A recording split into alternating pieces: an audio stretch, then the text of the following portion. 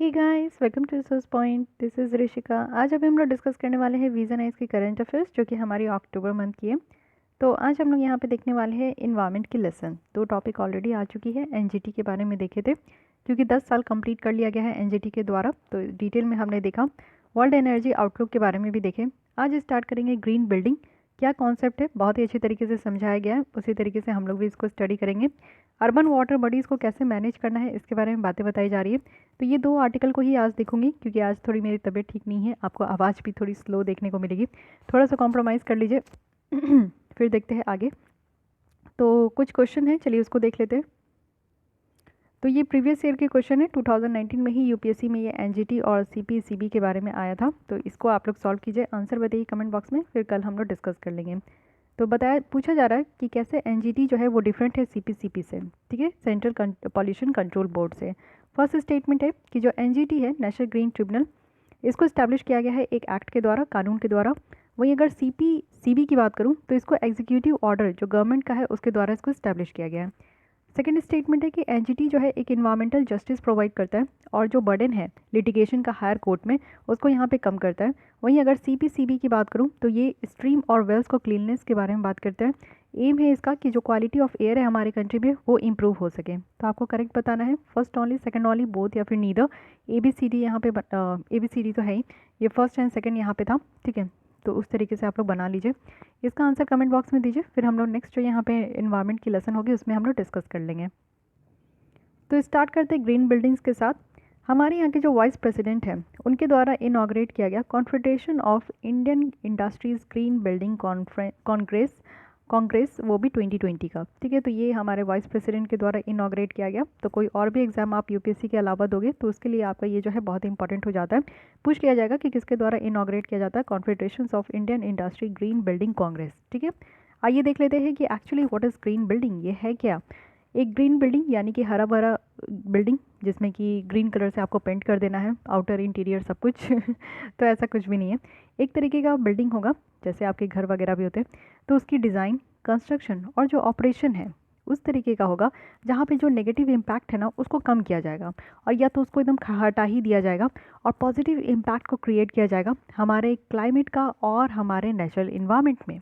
कहने का मतलब है कि ग्रीन बिल्डिंग के ऐसा बिल्डिंग होना चाहिए, जैसे कि जस्ट मैं कहूँ कि आप लोग जहाँ पे भी पढ़ के बैठ के स्टडी करते हो, जितनी भी देर के लिए स्टडी करते हो, तो वहाँ पे एक ऐसा आपका इन्वायरमेंट होना चाहिए ना कि आपको उसको देख के पॉजिटिव वाइब्स आए। जैसे कि बहुत ऐसा देखा गया है कि मैक्सिमम लोग जो है ग्रीनरी से बहुत अट्रैक्ट होते हैं। ग्रीन कलर एक ऐसा कलर होता है जो आपके आई को एकदम सूदिंग देता है, यानी कि बहुत ही अच्छा लगता है, सोबर लगता है, सूदिंग है। और साथ ही आप जब भी ग्रीनरीज गार्डन में हो या प्लांट वगैरह के अगल बगल जाओ, तो आपको एक अलग सा पॉजिटिव वाइब्स आएगा, एक अलग सा एनर्जेटिक आप फील करोगे। तो वही चीज़ है कि जहाँ पे भी आप पढ़ते हो अपने टेबल पे आर्टिफिशियल या फिर नेचुरल जिस तरीके के भी पौधे हैं आप रख सकते हो, अगल बगल भी रख सकते हो, मीन्स जो गमले वगैरह आते हैं पॉट में उसमें भी रख सकते हो। उससे क्या होता है ना कि आपको हमेशा जो है पॉजिटिव वाइब्स मिलते रहेगा। तो उसी तरीके से हमें जो है अपनी कोई भी बिल्डिंग हो उसमें इसी तरीके से करना चाहिए। आपका अगर घर है तो अगर आपके आगे पीछे गार्डन के प्रोविज़न नहीं है, क्योंकि बहुत सारे लोग फ्लैट्स में रहते हैं, तो फ्लैट में आप लोग इंटीरियर जो है ना ज़रूर प्लांट वगैरह रखिए। नेचुरल प्लांट की बात करी मैं, लाइव प्लांट की बात कर रही हूँ, उसको ज़रूर रखिए। कुछ प्लांट्स ऐसे होते हैं जो कि सोपीस होते हैं, कुछ प्लांट ऐसे होते हैं जो आपके एयर प्योरीफाई का भी काम करते हैं, कुछ फ्लावर्स के भी प्लांट रख सकते हैं जो कि काफ़ी आपको नेचुरल वाइब्स ज़रूर देंगे। तो इस तरीके की बिल्डिंग बनानी है जहाँ पे कोई भी तरीके का नेगेटिविटी नहीं होना चाहिए। आप अगर कहीं पे भी बैठ के पढ़ रहे हो तो वहाँ पे एक नेचुरल हवा आनी चाहिए। जब भी आप मॉर्निंग में पढ़ो तो विंडो वगैरह हो अच्छी तरीके से, जिससे कि आपका हवा जो है बाहर की वो एक्सचेंज हो सके, अंदर की हवा बाहर जाए, बाहर की हवा अंदर आए। तो इस तरीके से एक पॉजिटिव वाइब्स क्रिएट करना है। क्या फीचर्स है यहाँ पे बिल्डिंग को ग्रीन बनाने का, तो एनर्जी का अच्छा खासा यूज़ करना है, वाटर होनी चाहिए, अदर रिसोर्सेज होनी चाहिए। अब यहाँ पे रिन्यूएबल एनर्जी का इस्तेमाल करना है, यानी कि सोलर एनर्जी आपको लेकर चलना है। अब जहाँ पे भी घर बनाना है, क्या करना है कि रूफ़ में सोलर पैनल लगा देने का। सोलर पैनल लगा देने से क्या होगा कि दिन भर जो सूरज की रोशनी आती है उससे तो चार्ज हो जाएगा, रात भर जो आप इलेक्ट्रिसिटी चलाते हो वो अपना जो चार्ज सोलर पैनल है ना उसी से चलाइए, फिर तो फ्री है कि नहीं। हमारे इन्वायरमेंट को भी फ्री है, हमारे इन्वायरमेंट भी जो है ज़्यादा पॉल्यूशन नहीं होगी। अगर थर्मल पावर प्लांट इस तरीके से जो है उस पर ज़्यादा बर्डन नहीं पड़ेगा अगर हम लोग सोलर पैनल के ऊपर डिपेंडेंट हो जाते हैं। तो ये हमारा जो है रिन्यूएबल एनर्जी का फंडा है, यानी कि ऐसी बिल्डिंग बनाना जिसके छत पे जो है टेरेस पे पूरी तरीके से सोलर पैनल को बिछा देना है। साथ ही पॉल्यूशन और जो वेस्ट रिडक्शन मेजर्स लेकर चलना है, यानी कि कम से कम पॉल्यूशन हो और जो कचरे निकलते हैं कचरे को भी कम करना है। कुछ मटेरियल का इस्तेमाल करना है जो कि नॉन टॉक्सिक होनी चाहिए, यानी कि टॉक्सिक सब्सटेंस का इस्तेमाल नहीं करना है। साथ ही ऐसा कंसीडर करना है कि हमारे इन्वायरमेंट जो है बेटर तरीके से हो, इसके डिज़ाइन में, कंस्ट्रक्शन में और ऑपरेशन में भी। हर एक तरीके से एक ऐसा बिल्डिंग बनाना है जिसमें कि इन्वायरमेंट जो है ना बिल्कुल हरी भरी हो। आज की डेट में आप देखोगे तो इंडिया में 7.61 billion square feet green building footprints है और उसमें से टॉप 5 कंट्रीज़ जो है हम लोग अब पूरे वर्ल्ड में, यानी कि हमारे इंडिया में ऐसा है और हम लोग काउंट भी होते हैं पूरे ऑल ओवर द वर्ल्ड में, 5 कंट्रीज़ में हम लोग काउंट भी होते हैं। अब इस ग्रीन बिल्डिंग से जो है बनाने का तो बात हो गया, मैं आपको थोड़ा सा डिज़ाइन भी देती कि क्या क्या आपको करना चाहिए, अब बना लीजिए थोड़ा। लेकिन इसका एडवांटेज क्या है ये समझिए। सबसे पहला हमारा इकोनॉमिक बेनिफिट है, कॉस्ट इफेक्टिवनेस। अब आप समझ सकते हो कि आप लोग बिजली बिल देते हो जहाँ पे भी रहते हो, घर पे रहते हो या फिर रूम रेंट लेकर रहते हो, बिजली बिल तो देते ही हो ना, है कि नहीं? हर महीने 2 महीने में एक बार कैसे भी आप लोग जो है उसको फुलफ़िल करते ही हो। तो अगर सोलर पैनल लगा दोगे, सोलर पैनल, तो इससे क्या होगा ना कि बिजली देने का टेंशन ही ख़त्म। और बिजली देने का टेंशन ख़त्म नहीं, मान लीजिए कि किसी दिन जो है क्लाउडी वेदर रहा तो आप लोग का चार्ज नहीं हो पाया सोलर पैनल, तो उस दिन जो है आप लोग इलेक्ट्रिसिटी का इस्तेमाल करो जो दिया जाता है डिस्कॉम कंपनी के द्वारा। तो उससे भी आप लोग जो है अप टू यहाँ पे बताया जा रहा है कि 20% तक आप इसको सेव कर सकते हो ऑपरेटिंग में और मेंटेनेंस में। सोलर पैनल लगाने का जो है सबसे अच्छा तरीका ये है कि वन टाइम इन्वेस्टमेंट मुझे लगता है, और सरकार के द्वारा उसमें सब्सिडी भी दिया जाता है। तो आप जितना खर्च रहे हो ना उसमें आपको सब्सिडी भी मिल जाएगा, साथ ही एक ही बार आप लगा लो, उसके बाद आपको हर दिन का टेंशन ख़त्म हो जाएगा। मेंटेनेंस कॉस्ट थोड़ा बहुत लगता है लेकिन वो उतना नहीं है जितना आप बिजली बिल देते हो। अब आज की डेट में आप लोग देखो कि गर्मी हो गया तो एसी के बिना तो चलता नहीं, ठंड आ गए तो ब्लोअर के बिना चलता नहीं, और ये सारे जो है चूस लेते हैं, इतना ज़्यादा इलेक्ट्रिसिटी खाते हैं कि मत पूछो। तो बिल भी उतना ही भरना पड़ता है। तो इस तरीके से जो है ना आप लोग सोलर पैनल लगा के इस तरीके का काम कर सकते हो। पहला तो हो गया इकोनॉमिक बेनिफिट, पैसे बच गए भाई।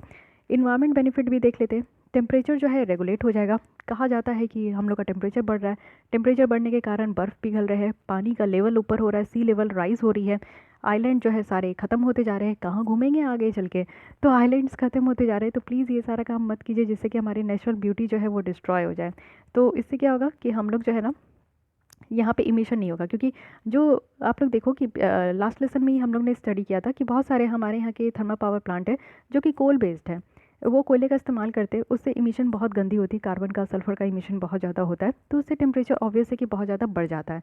तो अगर हम लोग इस तरीके का रिन्यूएबल एनर्जी सोर्सेज को इस्तेमाल करेंगे तो टेम्परेचर उस पर फोकस कम होगा, जो लोड है थर्मल पावर प्लांट पे वो कम हो पाएगा। तो यहाँ पर टेम्परेचर कम होगा, इमिशन भी कम होगा, इको फ्रेंडली हो जाएंगे हम लोग, यानी कि बराबर 62% तक ऐसा कहा जा रहा है कि लेस ग्रीन हाउस गैसेस का इमिशन होगा, यानी कि कार्बन डाइऑक्साइड, कार्बन मोनोऑक्साइड और क्लोरोफ्लोरोकार्बन, और साथ ही साथ आपका जो है मीथेन वगैरह, ये सब जो है 62% तक जो है कम हम लोग यहाँ पे इमिट करेंगे। ठीक है, हो गया, इमिशन भी कम हो गया। सोशल बेनिफिट की बात करें तो ग्रीन बिल्डिंग के कारण क्या होगा कि पॉल्यूशन की अमाउंट कम होगी, इससे हमारे मेंटल और फिजिकल हेल्थ में पॉजिटिव इम्पैक्ट होगा। जब भी पॉल्यूशन बढ़ता है तो बाहर निकलते हो आप लोग के आई ईचिंग होने लगती है, उसके बाद आप लोग जो है इनहेल करते हो वो गंदी सांसें, लंग्स में प्रॉब्लम होता है, आगे चल के भगवान न जाने क्या क्या बीमारी हो जाती है। तो ये सारी चीज़ों से हम लोग छुटकारा हो जाएगा, यानी कि इकोनॉमिक बेनिफिट, इन्वायरमेंट बेनिफिट और सोशल बेनिफिट भर भर के है ग्रीन बिल्डिंग कॉन्सेप्ट में। अब सरकार के द्वारा क्या स्टेप्स लिया गया ये भी देख लीजिए। एनर्जी कंजर्वेशन जो बिल्डिंग कोड है वो लॉन्च किया गया था 2007 में, वो भी ब्यूरो ऑफ एनर्जी एफिशिएंसी के द्वारा। उनका मेन ऑब्जेक्टिव था कि मिनिमम रिक्वायरमेंट, यानी कि एनर्जी एफिशिएंट डिज़ाइन और कंस्ट्रक्शंस करने के लिए जो बिल्डिंग का मिनिमम किस चीज़ की रिक्वायरमेंट है उसको देखना है। फिर 2017 में 10 साल के बाद इसको रिवाइज़ किया गया, एनर्जी परफॉर्मेंस स्टैंडर्ड यहाँ पे लाया गया न्यू कमर्शियल बिल्डिंग के लिए, यानी कि कमर्शियल बिल्डिंग जो आप लोग देखते हो बहुत तरीके का होता है। बहुत सारे जो है आप लोग मॉल वगैरह देख सकते हो या फिर ऑफिस वगैरह देखते हो, सरकारी वाली जो बिल्डिंग होती है वो सब कमर्शियल बिल्डिंग आती है। तो उसको कंस्ट्रक्ट करने के लिए नए तरीके का यहाँ पे गाइडलाइन लाया गया, फिर इसको अडॉप्ट किया गया न्यू कमर्शियल बिल्डिंग कंस्ट्रक्शन का हमारे कंट्री में थ्रू आउट, और इसमें ये एस्टिमेट लगाया गया कि 2030 तक जो हमारा एनर्जी का रिडक्शन है वो 50% तक हो जाएगा। बहुत ही बेहतरीन है। उसके अलावा इको निवास संहिता 2018 लाया गया, ये एनर्जी कंजर्वेशन बिल्डिंग कोड है जो रेसिडेंशियल बिल्डिंग के लिए, जैसे कि हम लोग अपने घर पे रहते हैं तो घर पे हम लोग कैसे जो है सोलर पैनल लगा सके, उससे कैसे हमें जो है फ़ायदा हो, उसके लिए यहाँ पे इको निवास संहिता 2018 लाया गया। बी इसी के साथ BEE के द्वारा यहाँ पे स्टार रेटिंग प्रोग्राम, वो भी कमर्शियल बिल्डिंग के लिए यहाँ पे लाया गया था, जिसमें कि सारे बिल्डिंग्स को 5 स्टार रेटिंग के बेसिस पे जो है देखा जा रहा था, यानी कि कितना हर एक बिल्डिंग जो है मान लीजिए एक 1 2 3 4 5, ये 5 ऐसे बिल्डिंग हैं। तो इसमें रेटिंग दिया जाएगा कि कितने बिल्डिंग जो है एनर्जी को किस तरीके से कंज्यूम कर रहे हैं। अगर 1 बिल्डिंग ज़्यादा कंज्यूम कर रहे हैं तो इनकी रेटिंग जो है वो डाउन हो जाएगी, लेकिन अगर 5th नंबर की बिल्डिंग अगर एनर्जी को कम कंज्यूम कर रहे हैं तो इनकी रेटिंग हाई हो जाएगी। तो इस तरीके का रेटिंग दिया जा रहा है। कहने का मतलब है कि एनर्जी को कम से कम कंज्यूम करना है, ठीक है। साथ ही साथ यहाँ पे आप लोग देखो कि 2 रेटिंग सिस्टम भी यहाँ पे ऑपरेट किया गया था, जिसमें कि ग्रीन बिल्डिंग को ऑपरेट यहाँ पे रेट किया जाए। एक तो है ग्री यानी कि green rating for integrated habitat assessment है। ये एक रेटिंग टूल है जिसमें कि कितना ज़्यादा जो है, यानी कि इन शॉर्ट में अगर बताओ कि पूरे इंटायर लाइफ साइकिल में कितना जो है बिल्डिंग कोई भी अगर ग्रीनरी बेस्ड में बनाया गया, यानी कि ग्रीन कलर का पेंट मत कर दीजिएगा। जो मैं अभी बता रही हूँ वो चीज़ है कि जिस तरीके का अगर बिल्डिंग बना रहे हैं तो उसमें कितना कम अगर इलेक्ट्रिसिटी का कंजप्शंस हो रहा है तो उसको यहाँ पे देखा जाएगा, यानी कि इलेक्ट्रिसिटी का और एनर्जी का कितना ज़्यादा कंजप्शन हो रहा है उसके परफॉर्मेंस को यहाँ पे ग्री के अंदर देखा जाएगा।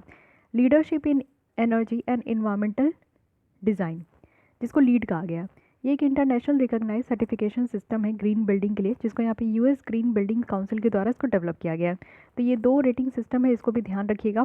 साथ ही साथ इंडिया की ग्रीन बिल्डिंग काउंसिल देखें तो ये हमारे कॉन्फेडरेशन ऑफ इंडियन इंडस्ट्री का ये पार्ट है और इसको 2001 में बनाया गया था कुछ और सर्विस के साथ, जैसे कि यहाँ पे new green building rating performance को भी डेवलप करना है और सर्टिफिकेशन सिस्टम भी देना है, सर्विस भी लानी है। यानी कि अगर कोई भी रेटिंग मिल गया कि चलो ठीक है ए बिल्डिंग की रेटिंग बहुत कम है, लेकिन 5 ए बिल्डिंग की जो है यहाँ पे रेटिंग बहुत कम है, लेकिन वही चीज़ आप देखो कि डी बिल्डिंग की जो रेटिंग है वो बहुत हाई है, तो बोल देने से नहीं ना होगा, इस बिल्डिंग को बेचारे को सर्टिफिकेट भी दे देते जिससे कि इससे भी संतुष्टि होगी और हमेशा सर्टिफिकेट देखकर उसको इंकरेजमेंट भी होगा कि हाँ नहीं, एनर्जी का ज़्यादा कंजप्शन नहीं करना है कि नहीं। तो ये सर्टिफिकेशन सर्विस भी लाना है, ग्रीन बिल्डिंग ट्रेनिंग प्रोग्राम भी लानी है। अब जैसे मैं आपको बता दी, आप भी बहुत समझ गए और तुरंत ग्रीन बिल्डिंग आप बना दो, ऐसा तो नहीं होगा ना। समझना होगा कि कैसे क्या करना है, नहीं करना है। इन सारी चीज़ों को समझने के लिए ट्रेनिंग देना बहुत ज़्यादा ज़रूरी है। हर एक चीज़ की ट्रेनिंग होती है, इसकी भी ट्रेनिंग देने की ज़रूरत है, तो उसके लिए भी प्रोग्राम चलाना है। लेकिन चैलेंजेस क्या है, बहुत सारी चीज़ें हम लोग देख लिए, एडवांटेज भी देख लिए। क्या यहाँ पे प्रॉब्लम है, सबसे बड़ा प्रॉब्लम है यहाँ पे गवर्नमेंट की पॉलिसीज़।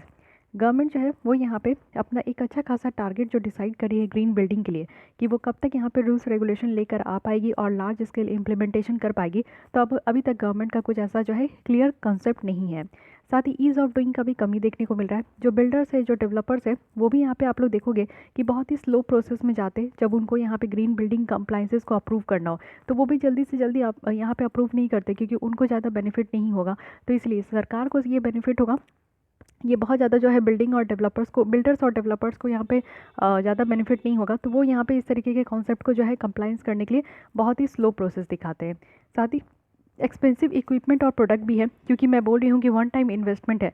सोलर पैनल लगाने में अगर आपकी छत थोड़े से बड़े हैं ना तो खर्चे बहुत ज़्यादा हो सकते हैं, और घर अगर बड़ा है यानी कि बिग हाउस है तो और खर्चे बढ़ सकते हैं। तो 1 टाइम इन्वेस्टमेंट करने के लिए बहुत कम लोग रेडी होते हैं, तो इसलिए यहाँ पे एक्सपेंसिव हो जाएगा। मेंटेनेंस के लिए भी थोड़े खर्चे लग जाते हैं। Lack of skilled man power और एक्सपर्टाइज है। बहुत सारे लोगों को तो यही नहीं समझ में आता कि सोलर पैनल को लगाना कैसे है, यानी कि उसको लगाना सही रहेगा कि नहीं, घरों में लगाना सही रहेगा कि नहीं। तो ये सारी चीज़ों के यहाँ पे स्किल्ड होना ज़रूरी है, एक्सपर्टीज़ लोग का भी होना ज़रूरी है। लिमिटेड अवेयरनेस है, जैसे कि आप लोग को कितने लोगों को पता था कि ग्रीन बिल्डिंग का कॉन्सेप्ट कितने लोगों को पता था। हमारी कंट्री में ये बहुत कम कॉन्सेप्ट होता है, और ऐसे भी आप लोग इस एग्ज़ाम की तैयारी करो इसलिए आप लोग यहाँ पे पढ़ रहे हो। अगर आप लोग जस्ट इमेजिन कि आप लोग एग्ज़ाम की तैयारी नहीं करते, तो ये सारी कुछ ऐसी टॉपिक है ना जिसको कभी भी आपको चाहे न्यूज़पेपर हो, न्यूज़पेपर में तो आपका एडिटोरियल आ जाता है, लेकिन आप लोग देखोगे कि टीवी चैनल्स में, न्यूज़ चैनल में कभी भी ये सारे कॉन्सेप्ट को नहीं अच्छे से दर्शाया जाता है। बल्कि मैं ये कहूँगी कि एक डेडिकेटेड चैनल होना चाहिए जिसमें कि सरकार की जितनी पॉलिसीज़ आ रही है, स्कीम्स आ रही है, उसको उसमें दिखाना चाहिए, जिससे कि लोगों में अवेयरनेस हो। ये सारे ऐसे कॉन्सेप्ट होते हैं जो कि आते चले जाते, पेन पेपर में ही रह जाते, लोगों को पता ही नहीं होता है। इवन यहाँ तक मैं बताती हूँ, लोगों को ये भी नहीं पता है कि अगर आप सोलर पैनल को परचेज़ करोगे अपने रेजिडेंशियल पर्पज़ के लिए, तो वहाँ पे क्या होता है ना कि सरकार के द्वारा 25 अप टू 25 to 30% तक आपको सब्सिडी दे दिया जाता है 1 टाइम परचेज़ में। तो वो देखना होता है कितना स्क्वायर फीट में आप लगा रहे हो उसके अकॉर्डिंग, क्योंकि मैं अपने घर पे इसको लगाई हूँ, तो इसलिए मैं आपको बता रही हूँ कि इतनी सारी चीज़ों की किसी को जानकारी ही नहीं होती है। बहुत सारे मिथ होते हैं लोगों को, और बहुत सारी यहाँ पे परेशानियाँ होती है। बट सरकार सपोर्ट कर रही है, ऐसा नहीं कि सरकार सपोर्ट नहीं कर रही है, बट द प्रॉब्लम इज़ कि लोगों को नहीं पता होता है। तो अवेयरनेस भी बहुत कम है, मैं तो कहूँगी ना के बराबर है, क्योंकि बहुत ढूंढना पड़ा था मुझे अपने एरिया के घर पे लगाने में। तो ये चीज़ें बहुत ही अच्छी चीज़ें, मुझे ऐसा लगता है कि आप लोग लॉन्ग टर्म के लिए जो है बहुत ही बेटर है। बट यही है कि आप लोग कभी भी घर को बंद करके 1 महीने 2 महीने तक के लिए बाहर नहीं जा सकते हो, क्योंकि फिर तो वो पूरी तरीके से बर्बाद हो जाएगा। मेंटेनेंस करना पड़ता है थोड़ा बहुत, उसका जो है ऑपरेटिंग और मेंटेनेंस चार्जेस लगता है, तो उसको आप लोग को ध्यान देना होगा, ठीक है। लेकिन हाँ, इतना जो बिजली बिल लगता है ना, उसके कंपैरिजन में मुझे वो कम लगता है, ठीक है। वे फॉरवर्ड में क्या है कि इनकरेजमेंट करना है। फाइनेंस कमीशन और जो लोकल बडीज़ है ना, उनको इनकरेज करना चाहिए ग्रीन बिल्डिंग कॉन्सेप्ट के लिए, और वो भी टैक्स इंसेंटिव्स देना चाहिए, कुछ और मेजर्स ज़रूर देना चाहिए।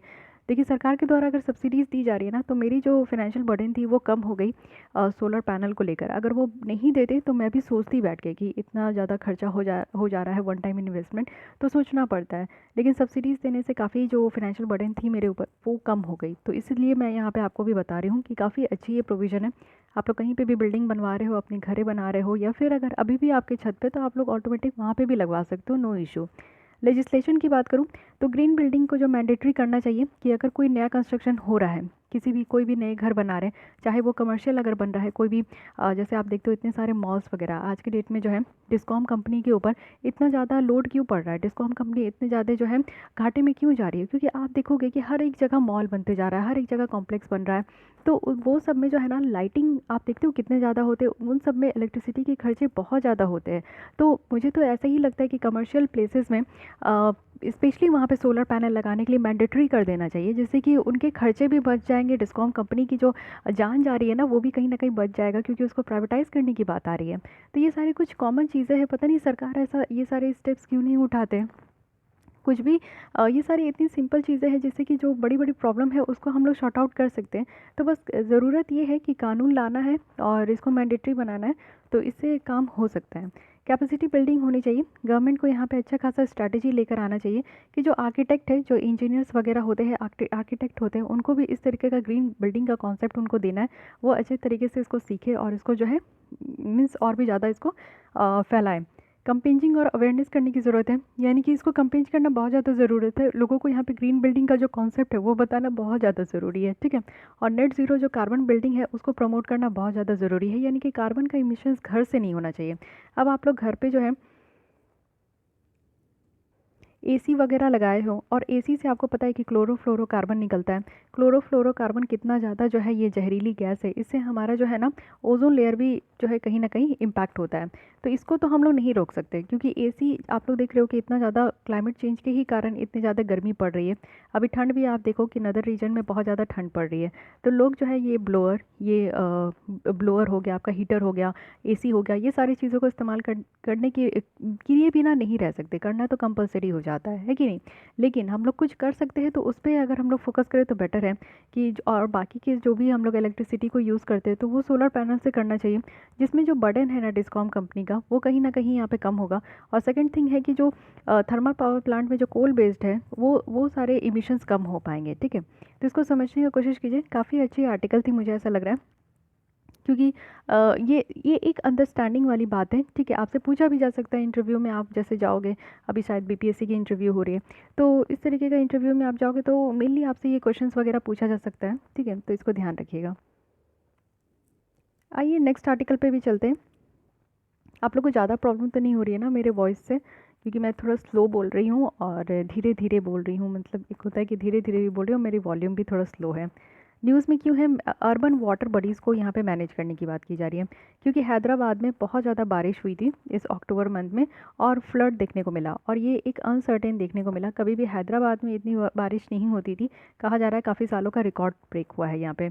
तो अचानक से बारिश हो गई, और वहाँ पे कोई भी ऐसा मैनेजमेंट नहीं था कि कैसे इस तरीके के फ्लड को जो है रोका जाए।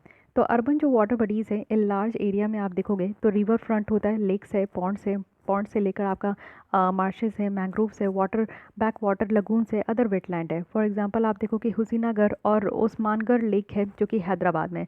तो ये लेक्स वगैरह बहुत इंपॉर्टेंट होते हैं, क्योंकि ज़्यादा से ज़्यादा जो पानी बारिश होती है ना, तो बारिश के पानी को जो है ना वो अपने अंदर एब्जॉर्ब करते हैं, तो इसलिए लेक्स वगैरह की बहुत ज़्यादा इंपॉर्टेंट होती है। अब ये आपका जब हैदराबाद में बारिश हुआ है, तो इससे आपका जो है ना हैदराबाद की जितनी भी यहाँ पे वाटर बॉडीज़ है वो न्यूज़ में आ चुकी है। सो ये सारे इंपॉर्टेंट हो गए आपके एग्ज़ाम के लिए। हैदराबाद में जितने भी नेशनल पार्क है, टाइगर रिजर्व्स है, सारी चीज़ें आपके लिए बहुत इंपॉर्टेंट हो गया। सबसे पहले यहाँ पे 2 लेक का नाम ऑलरेडी दिया गया है, तो इसको ध्यान रखिएगा। पहले है यहाँ पे हुसैन नगर, और ओस्मान सागर, ठीक है, तो ध्यान रखिएगा। अब इस वाटर बॉडीज़ का फंक्शन क्या होता है अर्बन लैंडस्केप। सबसे पहले है कि ये हाइड्रोलॉजी को मेंटेन करते हैं, यानी कि ग्राउंड वाटर को रिचार्ज करते हैं। इस तरीके का आपका लेक होता है, तो यहाँ पे पानी भरी होती है। ये पानी जो है ना, इसके नीचे मिट्टी होती है, इसके ऊपर पानी होता है, तो ये मिट्टी से रिस रिस के जो है ना पानी अंदर जाता है, और जो हमारा ग्राउंड वाटर टेबल है वो धीरे धीरे नीचे जा रहा है, तो उसमें रिचार्ज होता है, यानी कि पानी भरते जाते हैं तो उसमें आपका जो है पानी नीचे ग्राउंड वाटर में जाते जाता है। तो ये सबसे पहला काम है। दूसरा है कि वाटर सप्लाई का सोर्स है, यानी कि यहाँ पे लेक से जो है ड्रिंकिंग वाटर हो गया, इंडस्ट्रियल यूज़ के लिए, लोग जो अगल बगल खेती करते हैं उनके इरिगेशन के लिए, सिंचाई के लिए बहुत ज़्यादा उपयोगी हो जाता है। थर्ड है कि वाटर क्वालिटी इंप्रूवमेंट होता है, यानी कि एक्सेस न्यूट्रिएंट को अगर हम लोग रिमूव कर दें और बहुत सारे जो केमिकल कंटामिनेंट अगर हम लोग रिमूव कर दें तो ये वाटर क्वालिटी बहुत अच्छी हो जाती है।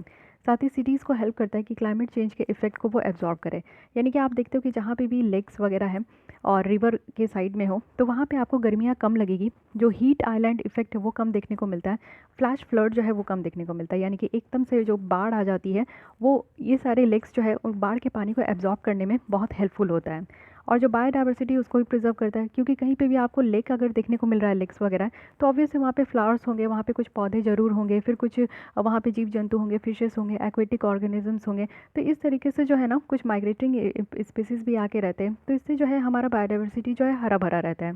सोशियो इकोनॉमिक फंक्शन भी होता है, इससे आप लोग देखोगे कि टूरिज्म वगैरह भी बढ़ते हैं, यानी कि अगर वो ब्यूटीफुल अगर प्लेस है तो लोग आकर उसको देखते भी हैं, फिशिंग वगैरह भी करते हैं, अगर बगल के लोगों को जो है खाने पीने का यहाँ पे मिल भी जाता है, ट्रांसपोर्टेशन के लिए भी सहायता होती है। तो इस तरीके से आप देखो कि वाटर बॉडीज़ का जो है ना बहुत ही लार्ज पैमाने पे इसका फंक्शन है। लेकिन ये समझने का कोशिश करते हैं कि कैसे एंथ्रोपोजेनिक एक्टिविटीज़ जो है ना हमारे अर्बन वाटर शेड को इम्पैक्ट कर रही है। एंथ्रोपोजेनिक एक्टिविटीज़ कहने का मतलब है कि हम इंसान जो है आज की डेट में इंसान के रूप में जो है राक्षस बनते जा रहे हैं और अपने इन्वायरमेंट को ही इंक्रोच कर रहे हैं, इन्वायरमेंट का ख्याल नहीं रख रहे हैं। इसकी वजह से जो है ना बहुत हर एक लेवल में आपको पॉल्यूशन देखने को मिल रहा है। प्लास्टिक पॉल्यूशन की बात करते हैं, वो किसकी देन है? वो मेरे जैसे आपके जैसे लोगों की ही देन है। सच्ची थोड़ी कड़वी होती है इसलिए आपको बुरा लगेगा, लेकिन ये सच्चाई है। जब भी आप घूमने गए होंगे कहीं तो ऐसे बहुत रेयर लोग होते हैं जो कि डस्टबिन का इस्तेमाल करते हैं। आप जहाँ खाते हो रैपर वहीं फेंक देते हो। तो ये सारी चीज़ें होती हैं, मानो या ना मानो। तो ये हमारे जैसे लोगों के द्वारा जो एक गलत काम किया जाता है, गंदी एक्टिविटीज़ होती है, उसके कारण जो हमारे अर्बन वाटर शेड्स है वो कहीं ना कहीं इम्पैक्ट हो रहा है, वाटर पॉल्यूट हो रहे हैं। पहले तो वाटर पॉल्यूशन की बात करते थे, बट अब हम लोग प्लास्टिक पॉल्यूशन की बात करते हैं। कैसी सेंचुरी में हम लोग जी रहे हैं जहाँ पे एक नए तरीके का पॉल्यूशन खत्म हो गया। हमारे यहाँ जब हम लोग स्कूल में पढ़ते थे, आपको भी याद होगा, only 4 types of pollution was there. पहला क्या था? Water pollution, air pollution, noise pollution, और एक क्या हो गया? Water pollution, air pollution, noise pollution and soil pollution. So only 4 types of pollution, ठीक है। लेकिन आज की डेट में एक आपका जो है बढ़ चुका है प्लास्टिक पॉल्यूशन। तो पॉइंट सोर्सेज अगर हम लोग देखें तो ये है जो वेस्ट वाटर, यानी कि आप लोग देखो कि अगर कोई रिवर है, उसके अगल बगल कोई इंडस्ट्री है, कोई हॉस्पिटल है, तो उससे जो कचरा निकलता है, या घर वगैरह भी है, तो उससे कचरा डायरेक्ट जो है ना लोग यहाँ पे डंप कर देते हैं। बस हो गया, गंदे पानी हो गया। इवन आप तो देखोगे कि गंगा रिवर के किनारे जो है वहाँ पे जो जितने भी लोग रहते हैं वो वहाँ पे अपना बात भी लेते हैं, कपड़े भी धोते हैं, बर्तन भी धोते हैं। इवन अगर उनके कोई कैटल वगैरह भी है तो उनको भी वहीं नहलाते हैं। तो इस तरीके से वाटर पूरी हो गई गंदी, ठीक है। सेकंड यहाँ पे कि रिवर फ्रंट डेवलपमेंट अगर हम लोग देखें, डेवलपमेंट जो फ्लड प्लेन्स में किया जा रहा है उसका एडवर्स इम्पैक्ट देखने को मिल रहा है रिवर बैंक स्टेबलाइजेशन में, राइपेरियन बफर में, immediate flood plain ecological values. अब ये सारी चीज़ें क्या है समझने की कोशिश कीजिए। जैसे इस तरीके का रिवर होता है तो रिवर के चारों ओर आपको इम्पैक्टमेंट देखने को मिलता है, यानी कि थोड़ी बहुत जो है ऊंचाई होती है। ये तो रिवर है, ठीक है, ये अपना जा रहा है। लेकिन यहाँ पे अगर लैंड है, यहाँ पे लोग अगर रह रहे हैं, तो इस तरीके का इम्पैक्टमेंट बनाया जाता है जैसे कि ये रिवर का पानी ना इधर ना आए, रिवर का पानी बस इधर ही ऐसे ही बहते रहे, ठीक है। ये भी बर्बाद हो रहा है क्योंकि हम लोग रिवर के साइड में ही जो है ना डेवलपमेंट कर रहे हैं। एक केरल का एक बड़ा सा बिल्डिंग था जो कि गलत जगह पे बना था, रिवर के एकदम एकदम यहीं पे, ये रिवर के ही बगल में बना हुआ था, यानी कि बहुत ही कम किलोमीटर के अंदर ये रिवर से बना हुआ था। तो यहाँ पे इसको मार के तोड़ के गिरा दिया गया, जस्ट बिकॉज क्योंकि ये अगर कोई भी बड़ी अगर सुनामी आती है या फिर ये वाटर लेवल राइज होता है तो ये बिल्डिंग के कुछ लोगों को डूबने की आशंका है, ये टूटने की भी आशंका होती है। आप देखते हो कि पानी के पास रिस रिस के जो है बिल्डिंग टूट के गिर जाते हैं, तो ये बहुत हाई रिस्क में बनाया गया था। तो ये चीज़ है कि रिवर फ्रंट, रिवर के बगल में ही जो है डेवलपमेंट बहुत ज़्यादा किया जा रहा है, जिसकी वजह से भी जो है यहाँ पे हम लोग डैमेज कर रहे हैं। अब ये किया किसके द्वारा किया जा रहा है? हम लोग की तरफ से, तो ये डैमेज हो रहा है हमारा। साबरमती रिवर चैनल आप देखोगे तो यहाँ पे 275 मीटर्स नैरो किया गया है रिवर फ्रंट डेवलपमेंट के लिए, यानी कि रिवर के ही बगल में आप देखोगे कि यहाँ पे जो डेवलपमेंट करने के लिए जो है ना इसकी जो चौड़ाई है उसको भी कम किया जा रहा है, वो भी एक गलत बात है। वेस्ट डिस्पोजल किया जा रहा है, ये तो अभी आप लोग देख रहे हो कि वेस्ट डिस्पोजल जितना भी किया जाता है वो यहीं किया जाता है। इंक्रोचमेंट किया जा रहा है, यानी कि लैंड अगर रिक्लेमेशंस देखें जिसके द्वारा यहाँ पे अर्बन पॉपुलेशन जो बढ़ते जा रहा है उसके कारण यहाँ पे रहने की जगह कम हो रही है, तो लोग जो है ना यहाँ पे अगल बगल जो है छोटे छोटे जो है हट बना कर रहने लगते हैं इस लेक के बगल में, रिवर के बगल में। इलीगल माइनिंग एक्टिविटीज़ भी देखने को मिलता है, यानी कि बहुत सारे जो है जैसे सैंड है, क्वार्टजाइट्स है, जो कि यहाँ पे कैचमेंट और जो झील वगैरह होते हैं, रिवर वगैरह होते हैं, उसके अगल बगल मिलते हैं, तो उसको यहाँ पे जो है माइनिंग करने के लिए गलत तरीके से यहाँ पे खनन भी किया जाता है। साथ ही फ्रेगमेंटेशन है वेजिटेशंस का अर्बन स्पेसेस में, क्योंकि ह्यूमन सेटलमेंट के कारण और कंस्ट्रक्शन के कारण आपको देखने को मिलेगा कि पहले के ज़माने में सिर्फ ज़मीन दिखते थे। आज भी आप लोग गाँव में जाओगे तो आपको ज़मीन बहुत देखने को मिलेगा, खेती वगैरह बहुत अच्छी लगती है। लेकिन वही शहरी एरिया में आओगे तो ऐसा लगता है कि थोड़ा सा भी ज़मीन है तो लोग उसको जो है ना सीमेंटेड करके सीधे वहाँ पे कुछ कंस्ट्रक्शन कर रहे हैं। अगर घर है तो लोग वहाँ पे अपने घर के आगे जो है दुकान के लिए कंस्ट्रक्शन कर रहे हैं, गार्डन ख़त्म करके।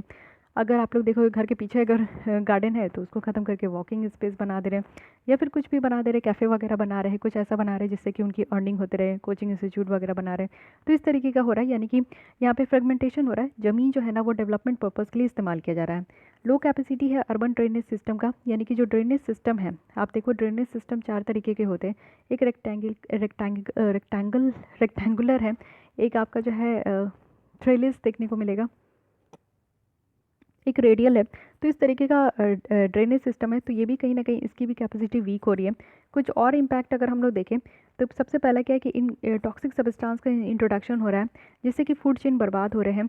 यानी कि आप लोग देखो जो प्लास्टिक आप लोग फेंकते हो वाटर रिवर पे फेंकते हो, या आप नहीं फेंकते हो लेकिन आपके द्वारा जो प्लास्टिक वाले जो बैग होते हैं उसमें अगर आपको अपने कचड़े अगर म्यूनिसिपल जो आते हैं, गाड़ी वाला आए कचरा निकाल, उसको देते हो, तो वो लोग जाकर अगर रिवर में फेंकते हैं तो रिवर में रहने वाली मछलियाँ उसको खा जाती है, उस मछली के अंदर वो जाता है, फिर हम लोग मछली खाते हैं, तो मछली के थ्रू जो है हमारे ही पेट में वो गंदा आ रहा है, यानी कि अपने पैर में कुल्हाड़ी मार लिया हमने। उसके बाद वाटर क्वालिटी ख़राब हो रही है। फिर उसके बाद जो है नेचुरल जो ड्रेनेज चैनल है वो कहीं ना कहीं क्लॉग हो रहे हैं, क्योंकि आप देखो कि नालियाँ है ना, तो नालियाँ के जो एक पॉइंट होता है उसमें जो है पूरे प्लास्टिक्स भरे पड़े हैं। प्लास्टिक्स के कारण जो है पानियों का आना जाना अवरुद्ध हो जाता है, रुक जाता है, उसके कारण क्लॉगिंग देखने को मिलेगा। साथ ही एक्वेटिक बायोडाइवर्सिटी को भी बहुत ज़्यादा डिस्टर्बेंस देखने को मिलता है, यानी कि फ़िश आप लोग देखे होंगे कि कई सारे ऐसे वेल्स मछलियाँ हैं जो कि वेल्स फ़िश है, जो कि उड़ीसा के कोस्ट में आकर वो जान दे रही थी, और जब उनका पोस्टमार्टम किया गया तो पता चला कि उनके अंदर से कई टन्स ऑफ जो है प्लास्टिक्स निकले हैं। तो प्लास्टिक वो इतना ज़्यादा कंज्यूम कर रही है क्योंकि ओशन में इतना ज़्यादा प्लास्टिक है, जिसके कारण उनकी जो है अननेचुरल डेथ हो रही है। तो ये सारी बातें यहाँ पर बताई जा रही है। लेकिन यहाँ पे अर्बन वाटर बॉडीज़ को प्रोटेक्ट करने के लिए क्या क्या मेजर्स लिया गया है ये समझिए। सबसे पहले जो यहाँ पे वेटलैंड है, जो कि बहुत ही ज़्यादा इंपॉर्टेंट है वेटलैंड, तो उसको प्रोटेक्ट करने के लिए यहाँ पे जो है इंटरनेशनल बॉडी बनाया गया है, जिसको हम लोग रामसर वेटलैंड कहते हैं, रामसर कन्वेंशन कहते हैं, ठीक है। लेकिन हमारे कंट्री में उसी को देखते हुए उसी के बेसिस पे हमारे यहाँ wetland conservation and management rule 2017 लाया गया, जिसके थ्रू ये कहा गया कि ऑल ओवर द इंडिया में जहाँ भी वेटलैंड है और चाहे वो लेक्स है, वेटलैंड है, उसको कंजर्व करना ज़रूरी है, ठीक है। तो अभी आप लोग देखो कि बहुत धड़ल्ले से ये काम हो रहा है, तेज़ी से काम हो रहा है। पहले हमारे यहाँ 27 ही वेटलैंड थी, उसके बाद 10 और ऐड किया गया, 37 हुआ, 2 और ऐड हुआ, ये 39 हुआ, फिर अभी 2 और रिसेंटली ऐड हुआ है, 41 हुआ है। अब आपको बताना कि लास्ट 2 जो ऐड हुआ है इसका नाम क्या है, प्लीज़ कमेंट डाउन, ओके। तो 41 टोटल वेटलैंड है। अब देखिए ये कितनी तेज़ी से यहाँ पे आपका जो है बढ़ते जा रहा है। National plan for conservation of aquatic ecosystem है, यानी कि यहाँ पे वेटलैंड को कंजर्व करना है और वेटलैंड में रहने वाले जितने भी बायोडाइवर्सिटी है, फ्लोरा फोना है, उनको भी कंजर्व करना है। अमृत है, यानी कि Atal mission for rejuvenation and urban transformation है। ये एक मैसिव कंपोनेंट है जिसमें कि जो वाटर बॉडीज़ है उसको रिजुवनेट करने की बात की जा रही है, जिससे कि इसको इतना ज़्यादा पुनर्जीवित करना है वाटर बॉडीज़ को कि लोगों को अगल बगल जो है वो ड्रिंकिंग वाटर सप्लाई कर सके, और ग्राउंड वाटर को भी रिचार्ज करना है, क्योंकि ये बहुत ज़्यादा कंप्लेन है कि ग्राउंड वाटर की जो यहाँ पे लेवल है वो कम होते जा रही है। तो आगे आने वाले सालों में इतनी कम हो जाएगी कि हमें पीने का पानी भी खरीद के पीना पड़ेगा। नोटिफाई करना है वेटलैंड को, वो भी रामसर कन्वेंशन के अंदर, जिससे कि प्रॉपर तरीके से उसकी कंजर्वेशन और प्रिजर्वेशन हो सके। इन्फोर्समेंट एंड मॉनिटरिंग करना है गाइडलाइन, जो कि सैंड माइनिंग के लिए, और water prevention and control of pollution act 1974 का लाया गया, जिसमें कि बहुत सारे डायरेक्शन दिए गए कि कैसे हम लोग सीवेज के फ्लो को और इंडस्ट्रियल इफ्लुएंट कर सके वाटर बॉडीज़ में। तो ये सारे कुछ यहाँ पे मेजर्स है जो कि सरकार के द्वारा लाए गए हैं कि कैसे हमारे यहाँ जो वाटर बॉडीज़ है उसको यहाँ पे प्रोटेक्ट करना है। वे फॉरवर्ड में भी बताया जा रहा है कि हमें यहाँ पे वाटर बॉडीज़ को रीस्टोर करने की ज़रूरत है, रिवाइव करने की ज़रूरत है। एक साथ मिलकर जो है इंटीग्रेटेड वाटरशेड डेवलपमेंट करना चाहिए। साथ ही यहाँ पे जितने भी वाटर बॉडीज़ हैं, अर्बन वाटर बॉडीज़, उसको इंटरकनेक्टिविटी करनी चाहिए। इंक्रोचमेंट को चेक करना है और साथ ही साथ ग्राउंड वाटर रिचार्ज करने पे ध्यान देना है, लिमिट करना है, रिड्यूस करना है जो यहाँ पे सरफेस में जो भी कचरे होते हैं। स्टेक होल्डर्स की पार्टिसिपेशन होनी चाहिए, कैपेसिटी बिल्डिंग करना है और यहाँ पे प्लांट अर्बनाइजेशन को इंश्योर करना है। जैसे प्लांट सिटी का नाम सुने होंगे कि जयपुर है, जमशेदपुर है, झारखंड की जमशेदपुर है, राजस्थान की जयपुर है। ये सारे ऐसे सिटीज़ हैं ना जो कि प्लान्ड है, यानी कि जितना भी यहाँ पे एरिया है ये प्लान किया गया है कि यहाँ पे पार्क होगा, यहाँ पे स्टेडियम होंगे, यहाँ पे सिनेमा हॉल होगा, यहाँ पे जो है लेजिस्लेटिव असेंबली होगी, यहाँ पे घर होंगे, यहाँ पे जो है क्वार्टर्स होंगे। तो इस तरीके का प्लान्ड सिटी कहते हैं। तो इस तरीके के प्लान जो है ना अर्बनाइजेशन करने की ज़रूरत है। कुछ और स्टेप्स लेने की ज़रूरत है जिसमें कि प्रॉपर जो है सॉलिड और लिक्विड वेस्ट को, यानी कि गीले कचरे और सूखे कचरे को अलग करके यहाँ पे आपका जो है मेजर्स लेना है। अर्बन फॉरेस्ट्री पे काम करना है, ज़्यादा से ज़्यादा जो है पेड़ पौधे लगाने हैं जिससे कि हमारे यहाँ की जो फॉरेस्ट्री है वो और ज़्यादा बढ़ सके। तो ये सारे कुछ वे फॉरवर्ड्स बताए जा रहे हैं जिसको ध्यान रखिएगा, ठीक है। तो आई होप कि आज के लिए बस इतना ही रखूँ, आपको समझ में आया हो। हाँ, एक सेकेंड, यहाँ पे अर्बन फ्लडिंग के बारे में बात बताया जा रहा है, ये भी देख लीजिए। अर्बन फ्लडिंग कहने का क्या मतलब होता है? अर्बन फ्लडिंग कहने का मतलब होता है, जैसे हैदराबाद की ही आप ले सकते हो कि थोड़ी सी बारिश हुई तो पूरे हैदराबाद में जो है ना वो बाढ़ आ गए थोड़ी सी बारिश में। कहने का क्या मतलब है कि अर्बन फ्लड है, यानी कि यहाँ पे कोई भी मिट्टी वाला एरिया नहीं है, सब जगह सीमेंटेड है, सब जगह यहाँ पे कंस्ट्रक्शन हो चुका है। चाहे वो आपका जो है, मतलब एक ही चीज़ समझिए, जितना ज़्यादा ज़मीन होता है ना, यानी कि खेती खेती भी नहीं बोलूँगी, जितना ज़्यादा ओपन लैंड होता है, अगर बारिश हो रही है ना तो ये मिट्टी में वो कैपेसिटी है कि वो पानी को एब्जॉर्ब करके नीचे भेजे, यानी कि ग्राउंड वाटर में भेजे। और इसी के ऊपर अगर आप सीमेंट कर देते हो तो पानी क्या खाक नीचे जाएगा? पानी तो फ्लो करेगा ऐसे हॉरिजेंटली। तो ये बात है कि वर्टिकली वो नीचे नहीं जाएगा, हॉरिजेंटली फ्लो करेगा। और अगर ऐसे एरिया है जहाँ पे आपका पूरा सीमेंटेड है, कहीं पे भी ज़मीन नहीं है, और वहाँ पे अगर बारिश होती है तो तुरंत वहाँ पे बाढ़ आ जाता है। तो वैसे एरिया कहाँ देखने को मिलेंगे? हमारे अर्बन एरिया में देखने को मिलेंगे, क्योंकि ग्रामीण क्षेत्र में आपको ज़मीन की जो है कमी देखने को नहीं मिलती है। तो वहाँ पे कभी सुना है कि ग्रामीण क्षेत्र में आपका बाढ़ आ गया? कभी नहीं सुने होंगे आप लोग। बाढ़ अधिकतर जो है वो शहरी क्षेत्र में होता है। हाँ, ग्रामीण क्षेत्र में जो बाढ़ आती है ना, जैसे बिहार की आप बाढ़ कह सकते हो, नॉर्थ बिहार की, तो वो नेपाल के कारण जो है बहुत ज़्यादा एक्स्ट्रा वाटर वो छोड़ दिया जाता है। और कोसी रिवर की जो पानी की जो ये आपको देखने को मिला डायरेक्शन है ना, वो हाई मतलब कि हाइट से जो है वो लो हाइट में है, ठीक है। तो यहाँ पे आपका जो है हॉरिजेंटल वर्टिकली वो पानी डाउन तरफ आता है, इसलिए बहुत ज़्यादा वहाँ पे बाढ़ की प्रॉब्लम देखने को मिलती है। एंड द सेम इश्यूज़ जो है आप असम वाली रीजन में भी देखोगे, तो हर साल ये बाढ़ आती है। लेकिन अर्बन फ्लडिंग यही है कि थोड़ी देर आधे घंटे भी बारिश होगा तो वहाँ पे फ्लडिंग आ जाएगी। फैक्टर्स क्या क्या है? सबसे पहला है कि मेट्रोलॉजिकल फैक्टर्स है, यानी कि बहुत ज़्यादा हेवी रेनफॉल हुआ, साइक्लोनिक स्टॉर्म आ गया या क्लाउड बर्स्ट हो गए, बादल फट गए।